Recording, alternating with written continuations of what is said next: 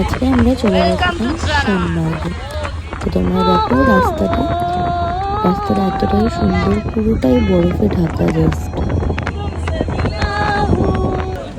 তো ওখানে পৌঁছে সবাইকে আলাদা করে শুজ, তারপরে জ্যাকেট আলাদা করে নিতে হয়েছে। তারপর আমরা ওইখান থেকে আস্তে আস্তে উপরের দিকে উঠবো, কেন কি ওপরে প্রচুর স্লিপারি, তো তাই জন্য আলাদা করে বুটস নিতে হয়েছে। ওখানের যে হাওয়াটা এতটাই মানে ফ্রেশ, কি মানে ওখানে গেলে জাস্ট আলাদাই আনন্দ ফিল হয়। আমি জাস্ট অনেক পিস ফিল করেছি ওখানে।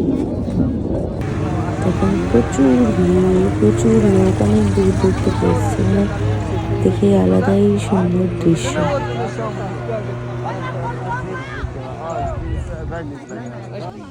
তারপর ওখানে গিয়ে ম্যাগি ট্রাই করলাম। ওখানে ম্যাগি পার প্লেট 100 টাকা করে, আলাদাই খেতে লাগছিল। বরফের মাঝখানে বসে ম্যাগি খাওয়া আলাদাই মজা, লিটারেলি। তারপর আমি আস্তে আস্তে ওপরে হেঁটে ওপরে উঠছিলাম। প্রচুর শ্বাসকষ্ট হচ্ছিল, কেন কি টেম্পারেচার ড্রপ করছিল বলে।